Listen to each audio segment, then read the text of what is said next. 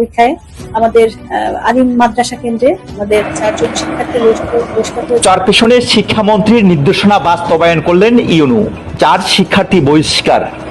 শিক্ষামন্ত্রী নকলকে জিরো টলারেন্সে ঘোষণার বাস্তবায়ন করলেন ভোলার চরপেশন উপজেলার নির্বাহী কর্মকর্তা ইউনূ রোমান আফরোজ।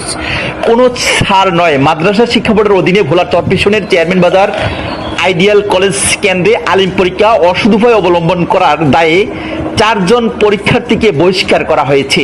বুধবার 8 জুলাই সকাল 10টা থেকে বাংলা দ্বিতীয় পত্রের পরীক্ষা শুরু হয়।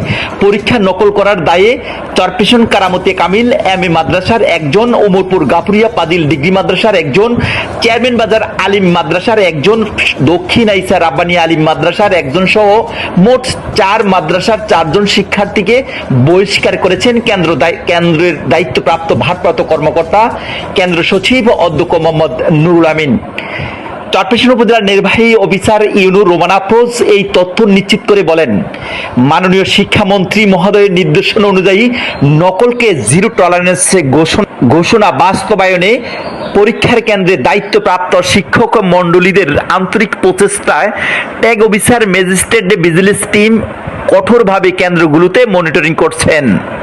বুধবার সকাল 11:30টার দিকে আলিম পরীক্ষায় নকল করার দায়ে আইডিয়াল কলেজ কেন্দ্র থেকে 4 শিক্ষার্থীকে বহিষ্কার করা হয়েছে।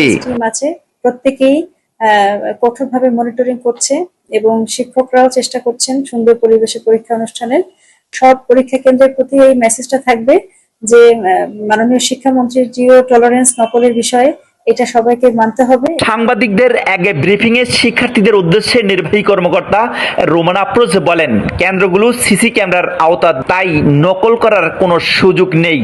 শিক্ষার্থীরা পড়ালেখা করেই পরীক্ষার কেন্দ্রে আসার পরামর্শ দেন তিনি। যেহেতু সিসি ক্যামেরার আওতায়, সেহেতু নকল করার কোনো সুযোগ নেই এবং পড়াশোনা না করে পরীক্ষার হলে এসে কোনো লাভ নেই। মূলত পড়াশোনা করতে হবে এবং পড়াশোনা করেই পাশ করতে হবে। ভোলার চরপেশন থেকে কামরুল শিকদার, চরপেশন টিভি।